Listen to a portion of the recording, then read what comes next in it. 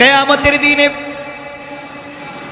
হিসাব নিকাশের পরে জান্নাতীরা যখন জান্নাতে পৌঁছে যাবে, জাহান্নামীরা যখন জাহান্নামে পৌঁছে যাবে, আল্লাহ তাআলা ফেরেশতাদেরকে বারবার ডাক দিয়া বলবেন, জাহান্নামের সরদার মালিক, 100 বছর হয়ে যাচ্ছে জাহান্নামের দরওয়াজা বন্ধ করে দিয়েছি, তুমি খুঁজে দেখো না জাহান্নামের ভিতরে আমার কোনো বান্দা আছেনি, যার ভিতর ঈমান ছিল, যার ভিতর ঈমান ছিল এমন কোন বান্দা আছে কিনা একটু দেখো। ফেরেশতা খুঁজতে থাকবে, জাহান্নামে কোথাও খুঁজে পাবেন আল্লাহ নাই, কাউকে খুঁজে পাচ্ছি না। আল্লাহ তাআলা বলবেন আবার দেখো। ফেরেশতা খুঁজতে খুঁজতে জাহান্নামের একেবারে নিচে গিয়ে, একেবারে নিচে, যার নিচে আর কিছু না এমন জায়গায় গিয়ে দেখবেন দুটা পাথরের চিপায় একটা রূহ পড়ে চিৎকার করে শুধু বলছে, ইয়া হান্নান, ইয়া হান্নান, ইয়া মান্নান, ইয়া হান্নান, ইয়া মান্নান।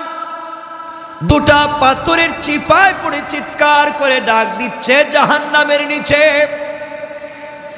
ফেরেশতা আল্লাহ তাআলাকে ডাক দিয়ে বলছেন, আল্লাহ তাআলা একটা রূহ চিৎকার করে করে ডাকছে। আল্লাহ বলবেন, এর অন্তরের ভিতরে সরিষার দানা পরিমাণ ঈমান ছিল, গুনাহ করেছে, নাফরমানি করেছে, আমার হক নষ্ট করেছে, আমি ক্ষমা করে দিয়েছি, তোমরা আমার বান্দাকে উঠাও, আমার বান্দাটাকে জাহান্নামের অতল গহ্বর থেকে উঠাইয়া জীবন নদীতে গোসল করাইয়া, পাক সাফ করাইয়া, হায়াতের সাগরে গোসল করাইয়া আমার বান্দাকে তোমরা জান্নাতের দিকে নিয়ে যাও। ওই সময় আল্লাহর বান্দা ডাক দিয়া বলবে, আল্লাহ তাআলা আমি আপনার জান্নাত চাই না, আপনি আমাকে জান্নাত দিবেন বলেছেন, আমি জান্নাত চাই না, আমাকে জাহান্নাম থেকে উঠাইয়া জাহান্নামের গর্তের পারে আমাকে রেখে দেন, জাহান্নামের গেট পর্যন্ত বসাইয়া দেন, আমাকে আর কিছু করা লাগবে না। আল্লাহ রাব্বুল ইজ্জতুল জালাল জানতে চাইলেন, গোলাম দীর্ঘ বৎসর থেকে আমার কাছে শুধু চিল্লাচ্ছ আর ডাকতেছো, কোনো জিনিস জীবনে আর চাইবা না, তোমাকে জাহান্নাম থেকে উঠাইয়া দিলে আর কোনো জিনিস চাইবা না, ও বান্দা তোমাকে কি জাহান্নামের উপরে উঠাইয়া দিলে চলবে? বান্দা জাহান্নামের উপরে উঠে গিয়েছে, ফেরেশতারা তাকে রেখে দিয়েছেন দীর্ঘদিন, এভাবেই চলে যাচ্ছে, আবার চিৎকার করে কান্না করবে আর বলবে, আল্লাহ তাআলা ও মুনিব আপনি দয়া করে জাহান্নামের নিচ থেকে আমাকে উঠালেন, জাহান্নামের গেট পর্যন্ত বসায় রেখে দিয়েছেন। আল্লাহ তাআলা ওখান থেকে জান্নাতের গেট দেখা যায়, জান্নাতের ভিতরে তোমার বান্দারা ঘুরে আমি দেখতে পাই। আল্লাহ তোমার কাছে জীবনে আর কিছুই চাইব না, তুমি কি আমাকে একটু জান্নাতের গেটের কাছাকাছি নিয়ে দেবা, আমাকে তুমি জান্নাতের কাছ পর্যন্ত পৌঁছায়া দাও, আমি ওখানে বসে বসে বসে বসে বাকি সময়টুকুন কাটাইয়া দিতে চাই। আল্লাহ তাআলা বলবেন, বান্দারে এটাই কিন্তু তোমার চাওয়া শেষ, আর চাইতে পারবা না, তোমার অন্তরের ভিতরে সরিষার দানা পরিমাণ নেক আমল ছিল, রব তোমাকে জাহান্নাম থেকে উঠে দিয়েছি, এরপরে তুমি চাইলা জান্নাতের কাছাকাছি গেট পর্যন্ত পৌঁছে দিলাম, যাও। ওখানে তাকে পৌঁছে দেওয়া হলো। জান্নাতের গেট যখন খুলে দেওয়া হয়, জান্নাতের নিয়ামতের সুবাসগুলা তার বডিতে লাগে। আল্লাহু আকবার বলেন। তার বডিতে জান্নাতের সুবাস লাগতে থাকে, জান্নাতের নিয়ামতগুলা লেগে যায়। জান্নাতের ভিতরে তাকায়া দেখে তার কত বন্ধু দুনিয়ার জমিনে ঠিক মতো সালাত পড়েছে, সে ঠাট্টা বিদ্রুপ করেছে, সে তার পাশের দোকানি নামাজ পড়ার কারণে আজকে জান্নাতি। তার ঘরের পাশের লোকটা গরিব ছিল, 3 বেলা খেতে পারতো না, আজকে জান্নাতি। আর তিনি দুনিয়ার জমিনে কোটি টাকার দালানে ঘুমাইছেন, আজকে জাহান্নামী। তাকাইয়া দেখতেছে কত গরিব মানুষ জান্নাতে ঘুরে, তার সহপাঠী কত বিজনেসম্যান জান্নাতে ঘুরে, সে জাহান্নাম থেকে উঠে আসছে, জান্নাতের গেটে বসে বসে কান্দে। আল্লাহ রাব্বুল ইজ্জত ওয়াল জালাল ডাক দিয়া বলছেন, বান্দা এবার কান্না করো, ব্যাপার কি? গোলাম ডাক দিয়া বলছে, আল্লাহ তাআলা আমি কান্না করি শুধু আপনার জন্যে, আমার জন্যে কান্না করো কেন? আয় আল্লাহ তাআলা এই জন্যে কান্না করি, আমি তো গুনাহগার, আপনার নাম তো আজিজুল গফফার। আয় আল্লাহ তাআলা আপনি আমাকে জাহান্নাম থেকে উঠিয়ে দিয়েছেন, জান্নাতের গেট পর্যন্ত পৌঁছে দিয়েছেন। আয় আল্লাহ তাআলা এত কিছু আপনি আমাকে করে দিয়েছেন, আমি জীবনে আর কোনো জিনিস চাইব না।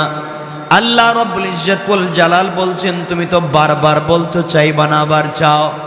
এবার বান্দা বলছে, আল্লাহ তাআলা আমি তো গোলাম, আমি তো বারবার ওয়াদা ভঙ্গ করতে পারি, আমি তো গুনাহ করতেই পারি, আমি কথা বলে কথা না রাখতে পারি, কিন্তু সৃষ্টির মধ্যে একমাত্র যিনি আমাদের রব, আর পুরা দুনিয়া তার সৃষ্টি, রব কাউকে কোনো ওয়াদা দিলে সেই ওয়াদাকে ভেঙে দেয় না। আল্লাহ জান্নাত কত সুন্দর দেখা যায়, তোমার কাছে আমি জান্নাত চাই না, জান্নাতে বসবাস করার কথাও বলি না, আমাকে একটা বার জান্নাতের ভিতরে দেখবার সুযোগ দাও, আমি জান্নাতের ভিতরে যাব, জান্নাত দেখে কথা দিলাম, ওয়াদা দিলাম বের হয়ে আসবো, যদি বের না হতে চাই আপনি ঘাট ধরে আমাকে বের করে দিবেন, আমাকে একটা বার ভিতরে ঢুকবার সুযোগ দেন। আল্লাহ বললেন, বান্দারে এবারই কথা শেষ কর। আল্লাহ আমিও তোমার কসম খায় বললাম এবারই কথা শেষ। সুবহানাল্লাহ বলবেন। আল্লাহ বলেন এবারই কথা শেষ, আর কোনো জিনিস চাইতে পারবে না, ঢুকলেই বের হওয়া লাগবে।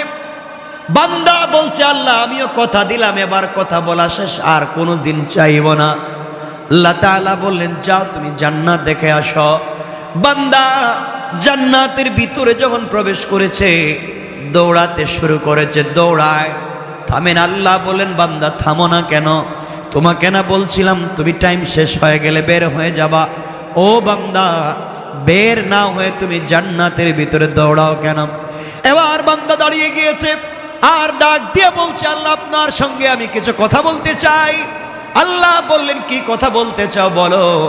আল্লাহ তাআলার কাছে বান্দা বলছে, আল্লাহ আপনার কাছে আমি জানতে চাই, আপনি যদি কাউকে কোনো জিনিস দান করেন তাহলে আপনি কি কোনো দিন ফিরিয়ে নিতে পারেন? আপনার কি কোনো জিনিসের কমতি আছে নাকি? আপনি কি এমন আল্লাহ, আপনি কি কাউকে কিছু দিলে ফিরে আনেন? দুনিয়ার মানুষ কিছু দিলে ফিরিয়ে নিতে পারে, খোটা দিতে পারে, আপনি তো এমন আল্লাহ না, কাউকে কোনো জিনিস দিলে ফিরিয়ে নিতে পারেন না। আপনি কোরআনে কারিমের ভিতরে বলেছেন, কাউকে যদি আপনি জান্নাতে প্রবেশ করান আর জীবনে বের করবেন না, আমাকে যেহেতু ঢুকাইয়া দিয়েছেন, আপনি কেমনে আমাকে বের করতে চান? তাহলে তো ওয়াদা ঠিক থাকবে না। আল্লাহ রাব্বুল ইজ্জত ওয়াল জালালের রহমতের সাগরে জোশ উঠে গিয়েছে। আল্লাহ বললেন, বান্দা তোমাকে বের করতে চাই না, তুমি বলো কেমন জান্নাত চাও, যেই জান্নাত চোখে দেখা যায় তার চাইতে 10 গুণ বড় জান্নাত তোমাকে দিতে চাই। আমি বুঝাতে চাইলাম, দুনিয়ার জমিনে আপনি যত অন্যায় করেন না, ফরমানি করেন, রব চাইলে ক্ষমা করে দিয়ে জান্নাত দিতে পারে। কিন্তু আল্লাহ বলেছেন, বান্দা 2টা গুনাহ যদি কোনোভাবে করো আমি ক্ষমা করব না। 2 গুনাহ করলে আল্লাহ তাআলা বলেছেন ক্ষমা করবেন না, বাকি সব তিনি ক্ষমা করে দিতে পারেন। 1 নাম্বার গুনাহ হলো বান্দার হক। বান্দার হক যদি আপনি নষ্ট করেন, বান্দাকে যদি আপনি কোনোভাবে কষ্ট দেন, লেনদেন করেন, টাকা পয়সা মেরে খান, জায়গা জমিতে ভুলভাল দলিল করেন, কারো জায়গা ইচ্ছা মতো দখল করেন, মানুষকে কষ্ট দেন, মানুষের রাস্তা বন্ধ করেন, সারাদিন চিন্তায় থাকেন কেমনে মানুষকে কষ্ট দিবেন, সারাদিন পরামর্শ করেন কেমনে অমুককে তমুককে কষ্ট দেওয়া যায়। দুনিয়ার জমিনে কোনোভাবে যদি আপনার কাছ থেকে সরিষার দানা পরিমাণ কোনো বনি আদম কষ্ট পায়, আল্লাহ তাআলা বলছেন আমি ক্ষমা করব না। এই বিচার আমার কাছে নাই। সে বদলা যদি নিতে চায়, সে ক্ষমা না করা পর্যন্ত আমি তোমাকে ক্ষমা করব না। ও বান্দা, তুমি যদি 1000 কোটি টাকা দান করো, শত শত মসজিদ বানাইয়া দেও, 1000 বার আমার ঘর তওয়াফ করতে যাও, আর সরিষার দানে পরিমাণ বান্দার হক থাকে, আমি কিন্তু ক্ষমা করতে পারবো না। সুতরাং দুনিয়ার জমিন থেকে জান্নাত পর্যন্ত যেতে হলে 1 নম্বরে বান্দার হক থেকে নিজেকে বাঁচিয়ে রাখতে হবে। কথা বলেন, কথা বলেন না কেন? বান্দার হক নষ্ট করা যাবে না, বান্দাকে কোনোভাবে কষ্ট দেওয়া যাবে না, মানুষকে কোনোভাবে কষ্ট দেওয়া যাবে না, টাকা খায়া গ্রামের বিচার করা যাবে না, জায়গা জমি দখল করা যাবে না, ভাই বোনকে ঠকানো যাবে না, মা বাপকে ঠকানো যাবে না, স্ত্রী সন্তানকে ঠকানো যাবে না, আত্মীয় স্বজনকে ঠকানো যাবে না। যার যে হক আছে হক আপনি পৌঁছে দিবেন। কারো উপকার করতে না পারেন, ক্ষতি করতে যাবেন না। কারণ বান্দা, আল্লাহ তাআলা বলে দিয়েছেন, বান্দার যখন হক নষ্ট করা হয়, যে হক নষ্ট করে তার নাম জালেম, যার হক নষ্ট হয় তার নাম মাজলুম।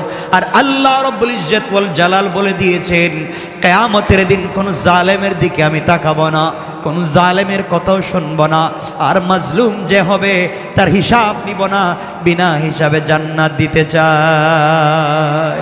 সুবহানাল্লাহ, জুড়ে বলেন।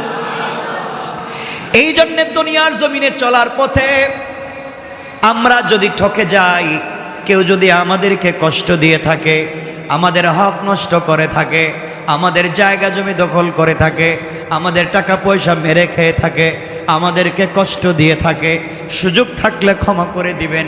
হয়তো আল্লাহ আপনাকে বড় করে দিবেন, কিয়ামতের দিন হয়তো আপনি তাকে ক্ষমা করবেন না।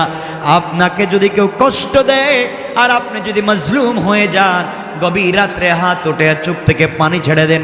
আল্লাহ রাব্বুল ইজ্জত ওয়াল জালাল বলেছেন, কোন জিনিস দিয়া আমার তখতে তৌসকে, আমার আরশে আজিমকে কাঁপানো যায় না, কিন্তু মাজলুমের চোখ থেকে 1 ফোঁটা পানি পড়ে গেলে আমার পুরো আরশ যেন কেঁপে যায়।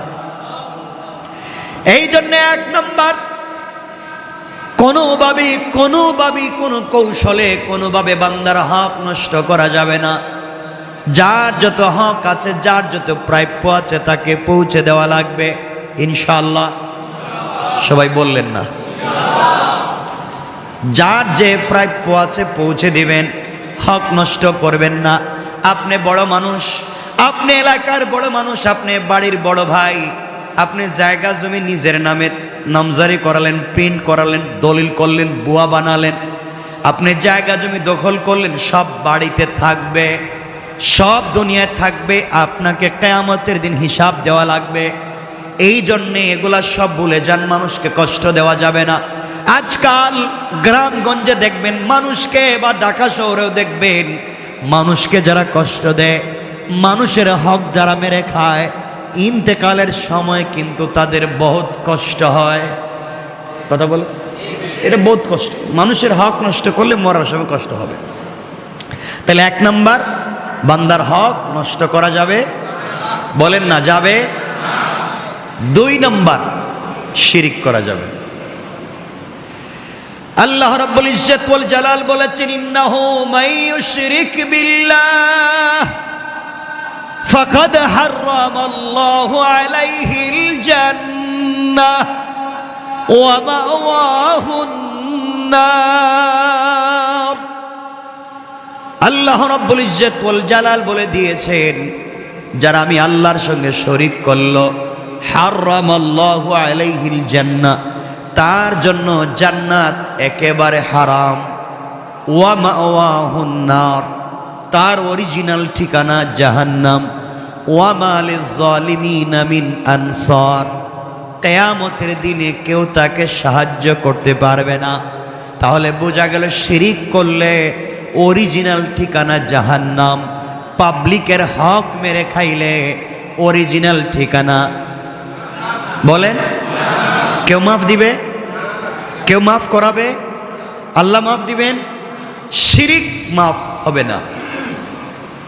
মানুষের হক মাফ হবে, মাফ করাতে চাইলে দুনিয়ায় মৃত্যুর আগে যার হক নষ্ট করছেন তার হক তাকে পৌঁছে দেন।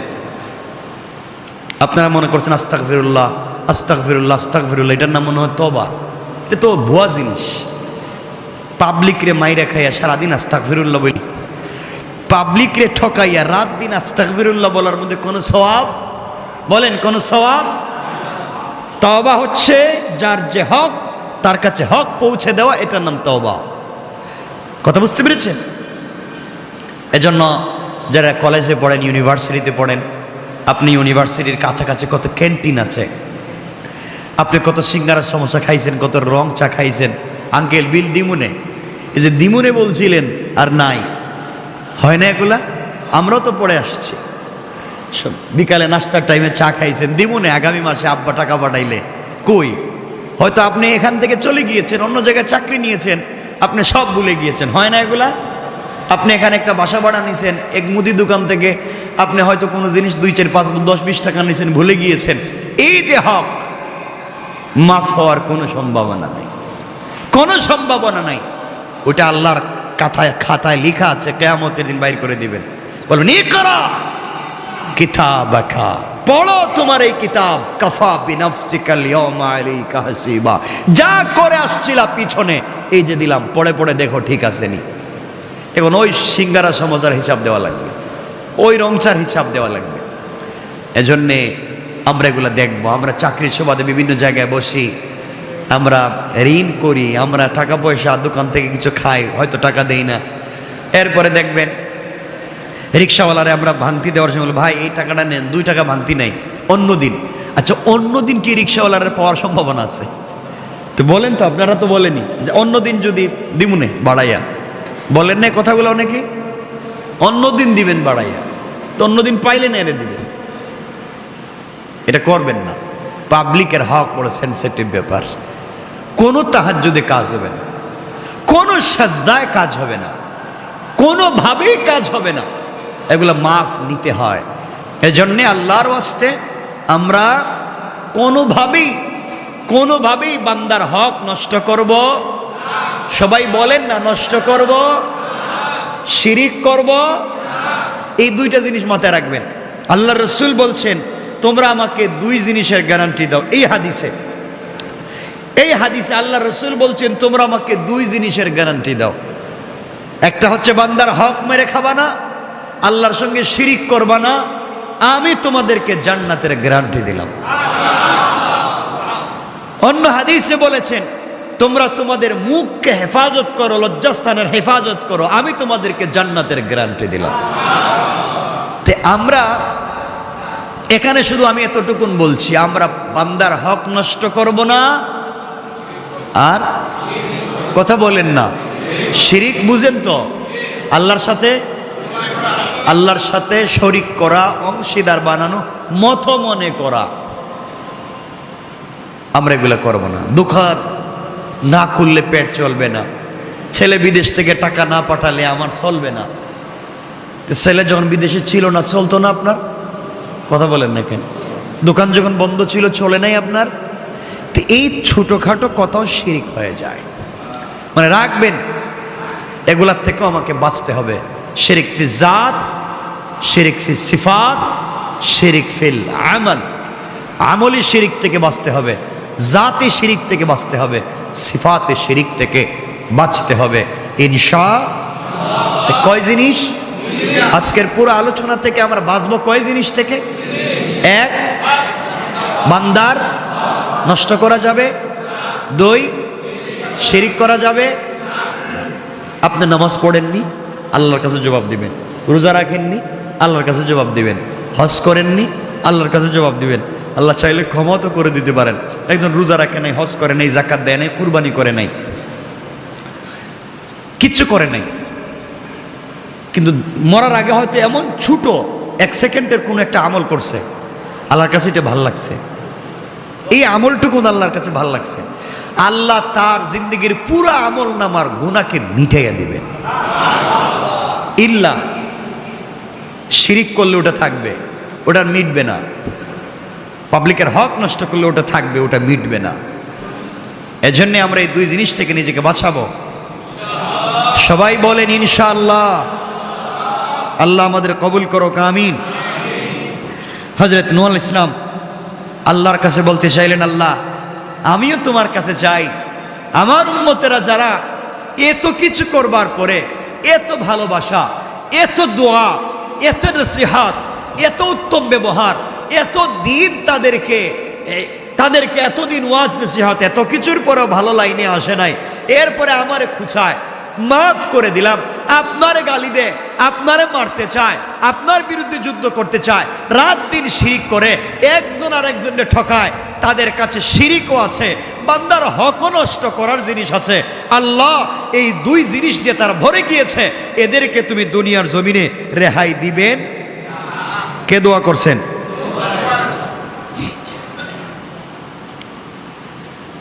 আল্লাহ বলছেন কি হয়েছে? আমার সাথে শিরিক করছে, বান্দার হক নষ্ট করছে, এদেরকে আমি মেরে ফেলে দিব, তুমি এই কথা বলছো কেন? এদেরকে বাঁচায় রাখলে সমস্যা কি? কে বলছেন? নূহ আলাইহিস সালামকে বলছেন। আল্লাহর পয়গম্বর নূহ আলাইহিস সালাম জবাব দিতে লাগলেন, ইন্নাকা ইন তাদারহুম ইউদিল্লু ইবাদাকা ওয়ালা ইয়ালিদু ইল্লা ফাজিরান কাফফারা। আয় আল্লাহ তাআলা, আপনি আমি নূহকে ভালো করেই চিনেন, আমি রাগ বশত কষ্ট পেয়ে কথা বলছি না, রাগ করে বলছি না তাদেরকে ধ্বংস করে দেন। আমি তাদের কার্যকলাপের ভিত্তিতে, কাজকর্মের ভিত্তিতে বুঝতে পারতেছি, আপনি যদি তাদেরকে রেহাই দেন, আপনি যদি তাদেরকে দুনিয়ার জমিনে বাঁচায় রাখেন, তারা আপনার বান্দাদেরকে পথভ্রষ্ট করবে এবং জন্ম দিতে থাকবে দুনিয়ার জমিনে শুধু কাফের আর পাপিষ্ঠ। কন্যা আউযুবিল্লাহ। আয় আল্লাহ তাআলা, এরা শিরিক করে, এরা বান্দার হক নষ্ট করে, জীবন্ত সন্তানকে পুড়িয়ে মারে, বাবা ছেলের হক মারে, মা মেয়ের হক মারে, ভাই ভাইয়ের হক মারে, নারীরা সব চরিত্রহীন হচ্ছে, পুরুষেরা নির্লজ্জ হয়ে যাচ্ছে। আয় আল্লাহ তাআলা, এই সমাজ এদেরকে বাঁচিয়ে লাভ নাই, এরা আপনার জমিনে থাকে, আপনার দেওয়া জিনিসপত্র খায়, এরপরেও আপনার শুকর আদায় করে না, একমাত্র আপনার ইবাদত করে না। আমি বলছি এদেরকে এই জন্যে ধ্বংস করে দেন, এরা বেঁচে থাকলে যারা ভালো মানুষ আছে তাদেরকেও পথভ্রষ্ট করবে, এদেরকেও ধ্বংস করবে, এবং ওরা যাদেরকে দুনিয়ার জমিনে জন্ম দিবে তারা হবে সকলগুলা পাপাচারী, সমাজ পাপাচারে নষ্ট হয়ে যাবে। আপনার সৃষ্টি সমাজ নষ্ট করতে চাই না, এই জন্যই খারাপ লোকগুলাকে ধ্বংস করে দেয়। তাহলে মানুষ যদি খারাপ হয় তাহলে জন্ম দেয় খারাপ। কথা বলে না কেন? এখান থেকে বুঝতে পারলাম নূহ আলাইহিস সালাম আল্লাহর কাছে বলছেন, আল্লাহ এরা তো খারাপ লোক, এরাও জন্ম দিবে খারাপ লোক, তাহলে সমাজে খারাপ লোকের বসবাস বেড়ে যাবে, এই জন্য আপনি এদেরকে ধ্বংস করে দেন। কি করে দেন? এখন আমাদের সমাজে খারাপ লোক নাই, একবারেই নাই, খারাপ লোকের অভাব নাই। এই জমিন কেমনে যে আছে একমাত্র আল্লাহ জানেন, কেমনে জমিন টিকিয়ে রেখেছেন একমাত্র আল্লাহ জানেন। সুতরাং আমরা যারা আছি, আমরা আল্লাহর ওয়াস্তে খারাপ কাজ করব না, বলেন না ইনশাআল্লাহ।